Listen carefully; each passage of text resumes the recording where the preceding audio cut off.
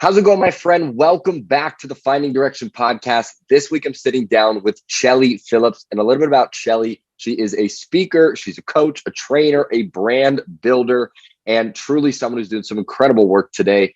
On this episode, a few of the things we dive into is how can you build a brand inside of your corporate career, something that will help you take your career to the next level, or if you're in that sort of transition spot, how to create more opportunities. We also discuss how can you get noticed for more opportunities? So when things pop up, you're the person that comes to mind. And also, as you go into a new opportunity or as you start off your career, how can you negotiate a higher salary? How can you get more dollars in your pocket? Those are some of the things we speak about. So if you're someone who's looking to build a stronger brand in general, if you're someone who is sort of in that transition piece of your career, or if you're someone who's just always wanting to get to that next level in your life, this episode is absolutely for you. We are going to dive right in here.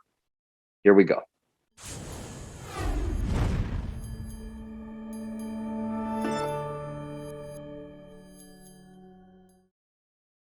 Chellie Phillips, welcome to the podcast. Thank you so much for being here. Oh, thanks for having me. I'm excited to be here with you today.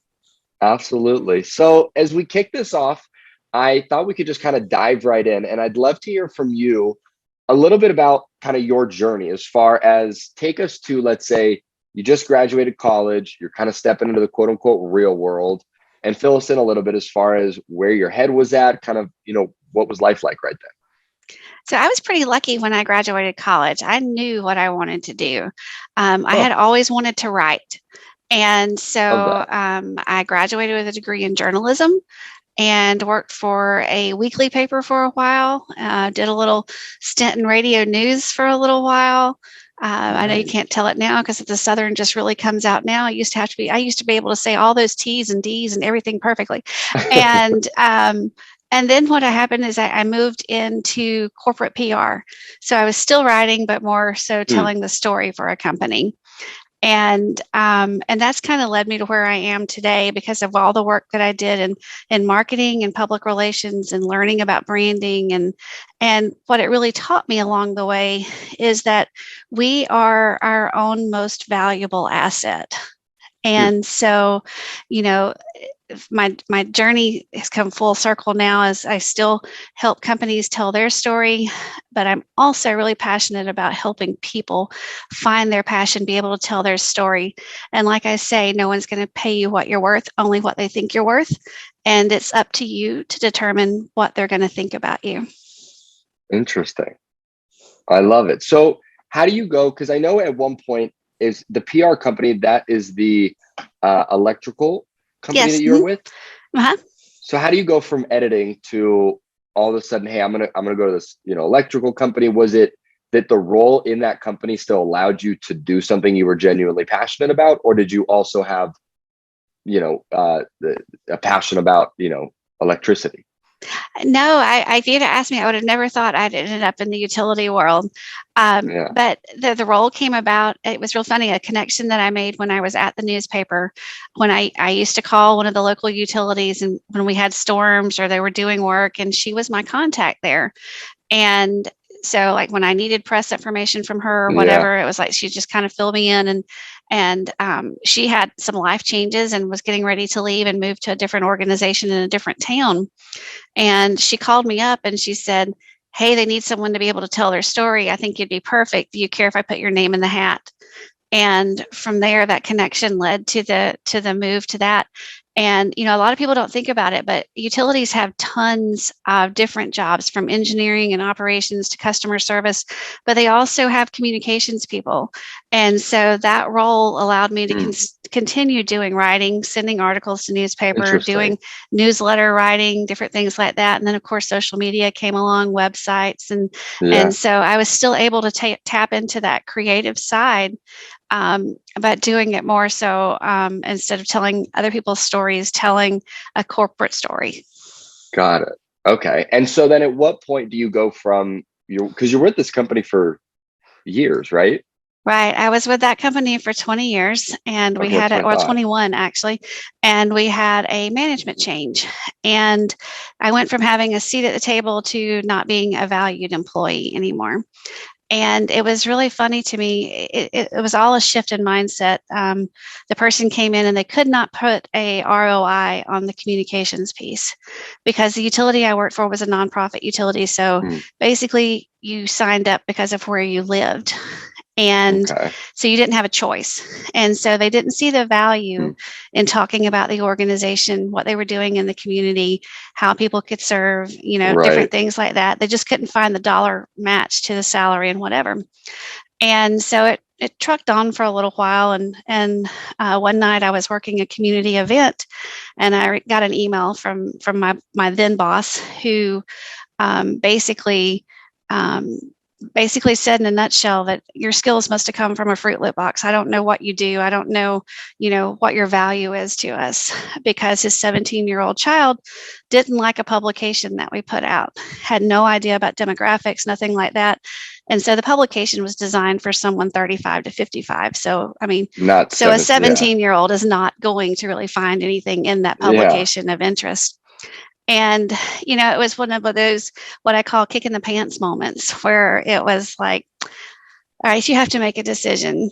You have 21 years invested. Do you stay here and turn into that employee that you don't want to be, where it's just going through the motions? It's just, there's no challenge. There's no will to do anything more because it's not going to make a difference or whatever. And, through I like to call it divine intervention, and the value of building that network throughout those years that you have. That was a Friday night, that very same weekend, I got an email from another colleague in Georgia that said, "Hey, I saw this great opening. I think you'd be perfect for it. You would love this boss over here. He's so progressive. He's doing all of these great things. And I can't think of anybody else better." That, it was one of those things. It's like, if I hadn't have been so mad the night before, I don't know that I would have actually applied that weekend, because, it meant moving the family, it meant moving everything, and so, but because of what happened, it was like, okay, I'll sit on the couch, and I just hammered out, here's the answer to all these questions. And I hit submit, and you're going, okay, fine. And then lo and behold, 2 weeks later, they call and like, hey, we want you to come talk to us. And so that led to the move. And I say, sometimes you have to have doors closed for other doors to open, and really allow you to be able to dive into what your purpose in life is. I tell everybody, had I not made this move, I don't know that I'd had 2 books by now. I don't know that I'd have my own business on the side doing these kind of things, because I think I would have really stagnated. I think that I would have just quit putting the effort into doing what I was doing, or and you take into consideration, like, I was making everybody around me miserable too, because when you go to an environment like that day in and day out, you bring it home with you. You bring it to every dinner that you have with your friends. You bring it every lunch that you have. You might not talk about it all the time, but it takes a toll on you both emotionally and physically. And so, it's one of those things where, it was horrible to have it happen.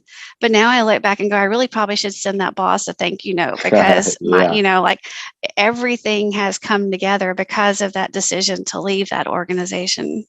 Yeah. And it's interesting too, like you were saying, the decision you really had to make was like, do I stay here and like almost not die in a sense, but like figuratively have a piece of me die? That's this piece that's like alive and enjoying what I do. Like, do I let that die, or do I go, find something else? Obviously it came to you, which was beautiful, but I think it really is an interesting thing for, anyone listening to this to ask yourself, like, are you currently doing something in your life where you feel you've let a piece of you die and you're kind of just going through the motions, or, are you alive from it? And if that part of you is dead, one, you got to start to look at how it dribbles into everything else in your life, right? If you're going to a work and you're feeling like zombie, it's like you said, it affects your family. It affects, if you have kids, it affects, everything, your health, like every aspect of your life it dribbles into. And I think it's a really important moment to say, okay, if I'm feeling like this zombie, I gotta make a decision. I gotta do something about it. And I would be curious to hear from you, because I know especially you help a lot of people in this phase where you work with coach people who say, I am feeling stuck. I am kind of feeling like a zombie, but I don't know what to do. So I would be curious for you if, let's say someone's listening to this, they're going, man, okay, maybe a piece of me has died. And I recognize that. And I'm going to open my mind for a little bit to see how could I get to something where I feel awake again and like alive. What advice would you have for someone like that? So the first thing is like I tell people they need to stop and take a kind of an internal look at what's going on, because I think it's very easy. And I wouldn't even like if you look at me now and you hear me when I'm giving talks or I'm working workshops or doing things like that, you'd be like, she's not got a confidence issue. She never has had a confidence issue or whatever. And even 15 years ago, I'd have told you I didn't. But it was amazing how quickly when that management situation changed, how that person got in my head. And I began to doubt, what are my skills? Am I doing this? Am I really worth this anymore? And so sometimes it's not us. Sometimes it's just the fact that we've let somebody else's voice start having that much power and that much volume inside our head. And so when I'm working with clients, one of the first things that I really tell them to do is I want you to sit down and I want you to go through and I want you to make a list of all the things that people say you're good at. What do they come for you for? Like when you have projects at work, what are people putting you on? What teams are you going on? What skills are you bringing to the table? And if you're struggling with that, go find 3 or 4 people and ask them, hey, when you think of me, what do you think of? What kind of skills do you think I have? What do you think I do for a living? What do you think I bring to the table? And I tell people, don't let it always be just the people that you're working with right now. Branch out a little bit because sometimes other people see skills in us that we may not recognize or we may not use all the time. If you're volunteering and something that you're doing in a volunteer role really speaks to your heart, you might want to listen to that and go, what is it about that other than the service aspect that is bringing me alive and making me feel like this is something that I want to do? And then when you get that, then you can really start focusing on building out your own personal brand. And then that's where you really begin to be able to market yourself. Like I said, we're our biggest assets.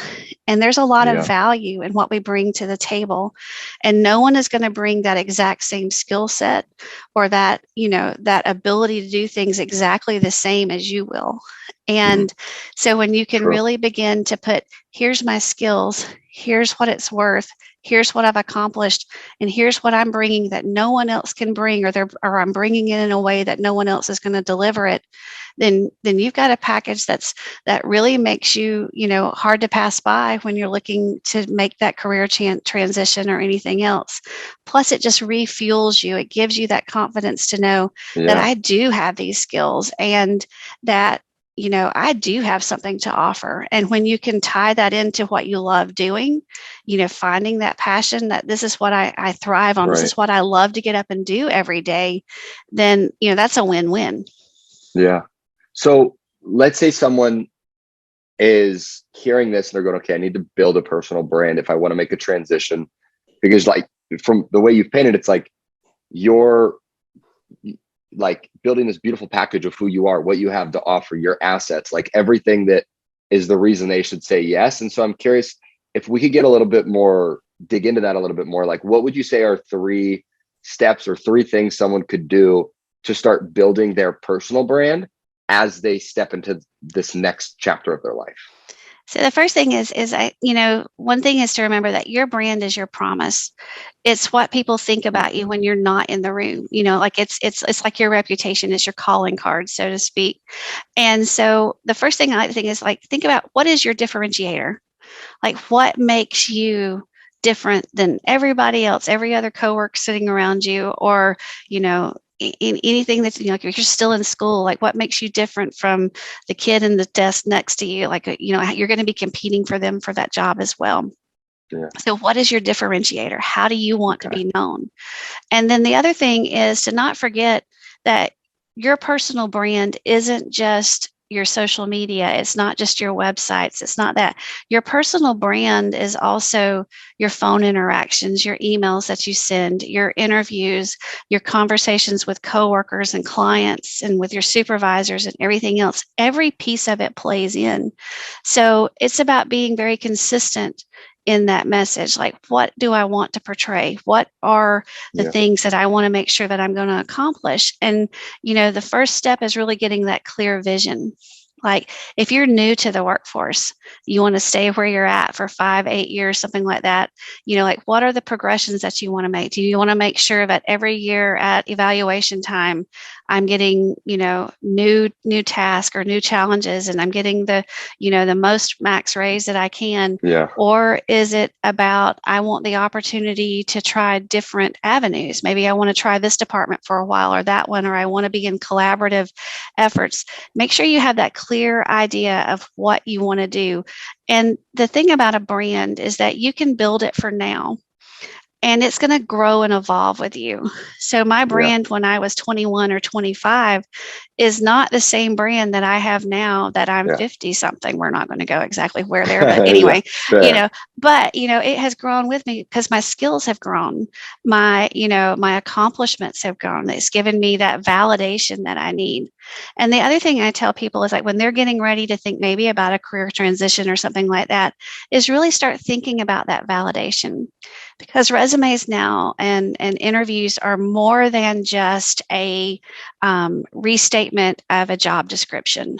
You've got to have some of that actual fact, like I've increased views on our website by 35% since I started, or, I ran this campaign and it was successful because of what XYZ metrics, or, any of those kind of things. Or maybe I was able to save the company, $10,000 a quarter because of a new warehousing procedure that we put in place. Right. It works in all fields. It's not just, like your corporate C-suites that have these. Every area has those. Maybe you're a CSR and you're recognized for answering the call within the time, so much percentage of the time, and your group was recognized as, top CSR group in the company for so many. Like, keep up with these kind of things. And the way to do that, and one of the things that I tell everybody to start with, is I'm old school. I still have my planner, but you can do it on a computer. You can do it, keep a running list, an Excel sheet if you want it, whatever, but every week, stop sometime during the week and write down some of the wins that you had that week, whether they're small or whether they're large, because the small ones are going to eventually add up to the large ones too, and we all have that starting point someplace. So maybe it was that you just successfully managed your team meeting that week, or that you shared an idea with your supervisor, or maybe the win that week is like, I just didn't throttle somebody in the break room because they were driving me nuts. You can have those personal wins too, and but that goes to speak to you're learning that emotional intelligence and how to deal in the workforce and that kind of thing. And those softer skills are some of the things that people are really looking at now. And all of this became really apparent to me. I worked with a sorority when I was in Alabama for years on campus, and basically dealt with the leadership, those that were officers in the organization. And what I would see when those women would get their degrees, they would cross that stage, and they would apply for a job, and maybe they didn't get one right out of college in their degree field. And they take what I call get by jobs, whether it's like barista or retail or anything like that. And then they would get, they're still applying, and they finally get that offer from something in their field. And it comes in $8,000 to $10,000 less than if they had taken it right out of college. Something about that work experience automatically devalued the education, because they had to work in a field that was unrelated before they could actually find that position. And the sad thing is that means they're going to stay behind their entire career until they make another career change or change organizations. Because as you know, and I know, every raise that you get is based on your current salary. So even if you get a 3% raise or a 5% raise, it's still going to be behind the person that came in at that higher offer. And so it really is about being able to sell yourself to the best of the ability and get that negotiation strength when you're there, and being able to control that narrative and go, no, I bring this to the table. I know what I do. And even like with the sorority women, you might not think about whether in the middle of college. One of the things that we really taught to them is really identifying what you have already done and accomplished, because even now, so many entry-level jobs require 3 to 5 years of experience. Well, if you're a college kid coming straight out, well, I've been in college for 3 to 5 years, so where do I get this experience, right? Well, these women, especially if you were the treasurer of that organization, were already managing $100,000 budget. So if you're applying in that field and you've been in that role for 2 years, those are strengths that you can capitalize on. It might not have been a paid position, but you need to be really selling those and what you've actually accomplished and done. And so it really solidified the fact that we have to be able to brand ourselves and control that narrative and really create that picture for people to be able to see what I'm bringing, how I bring it uniquely, and how I can be an asset to that organization and be a revenue generator. Yeah. And so how would you say, like, okay, let's say some of the listeners, they go, okay, I got, the interview, I'm going through the process. It really looks like I'm going to get an offer. What are a few tips you would give them when it comes to, okay, they're about to get that acceptance, someone's going to give them a call and say, hey, we've accepted you. We want to bring you onto the team. What would you say are a few strategies they could use to negotiate higher pay? So the first thing is to make sure you've done your research. Make sure you know what that position is worth in the area that you live, because where you live matters a lot of times as to what you're going to get offered. And there's a lot of websites, there's a lot of places that you can do research to find out what is the going rate for XYZ position. And so that way you're coming in armed with the knowledge that I know, I know right off the bat whether this is something that's fair, whether it's lowballed, whether it's not. And, the second thing I would say is know that the company is never going to offer you their max budget the first time they make an offer. Mm-hmm. I mean, that's just good business. If I can get you for $12,000 less than what, then I say that and I can use it for something else. Yeah. And so, that's what I find. And it's really funny too. It's like women struggle with this more than men is coming back and making that counter offer. A lot of them just go, oh, well, that's what they offered. That's what I should take. That's like, they like me. I shouldn't rock the boat. Yeah. Men don't seem to have that problem. They're like, no, I want X, Y, Z, and I'm going to do this. And so a lot of my female clients, it's about that confidence, about practice saying it, being in front of somebody, this is what I'm worth. This is what I know the market's worth.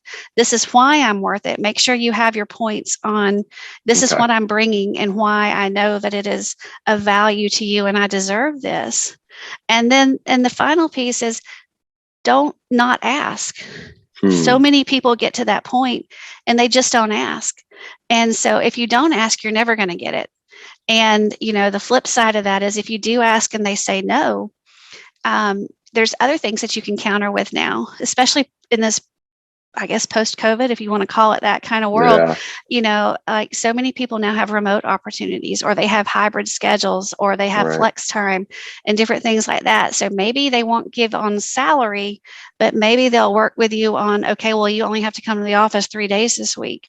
Or maybe we can work a hybrid schedule where you work 1 week here, 1 week at home, So, think about all of those things before you go into that negotiation and make sure that you have it. But the biggest key is to make sure that you always ask for it. Yeah.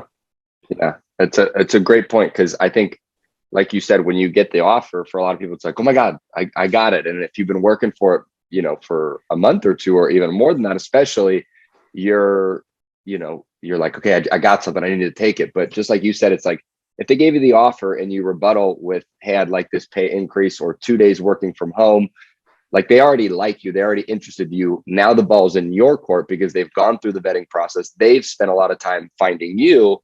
So now that they have like the one, they're going to be more receptive to saying, okay, well, they want this. Like, okay, well, we really like her. We really like him. So it's almost like the negotiating power is now in your side of the court. So use it. Yeah, a lot of people tell me like they're afraid they'll rescind the offer if I give this, like if I counter back, well, maybe they'll take the original one away. That hardly ever happens. I mean, like, because they wouldn't have made the offer, like you said, unless they saw something of value in you in the first place. And then the other thing I like to remind people is that, when you're in that interview situation, it's not just them interviewing you. You need to take the time and interview them as well. The culture of the organization really matters. Like we spend the majority of our waking hours at work. And, is this someplace that I'm going to thrive at? Is this someplace that really is going to invest in me, invest in my growth, and help me become the career professional that I want to be? That's another thing that you can ask for in that negotiation time. Maybe it's, educational benefits. Maybe it's continuing education. Maybe it's professional development or personal development. All these things are going to continue to add to the skill set that you have and make you even more employable and more valuable down the line. Love it. Love it. Love it. So I know you have the book. I see it behind you, right? Get Hired, Get Noticed, Get Hired. Mm-hmm. And I'm curious if there was one thing you could give someone to say, this is the number one thing you need to do to get noticed. Because there's a lot of different things in the world today when it comes to, potentially getting hired. There's all these different, websites you can go to, connections you can make. There's a lot of different things and there's a lot of noise, I guess you could say. So what would you say is like, if you had one thing you could share with somebody, say, this is the number one thing you need to do to get noticed by a company, what would that piece of advice be from you? So the biggest thing I can tell people as far as visibility, and it's probably it's not a website, it's not working on LinkedIn, it's not doing these things. It is really grow your network. Don't be afraid to get out and meet people. That's where your opportunities come from. And I don't mean just outside the organization. I mean internal to that organization as well. Don't just stay in your cubby. Don't just stay in your department. Make friends across the departments, because a lot of opportunities are going to come for you for growth, and they're going to be cross-departmental. You want somebody to be noticing you that's in, if you're in communications, you want someone in accounting to know and recognize, oh, they have skills, they're doing this, whatever.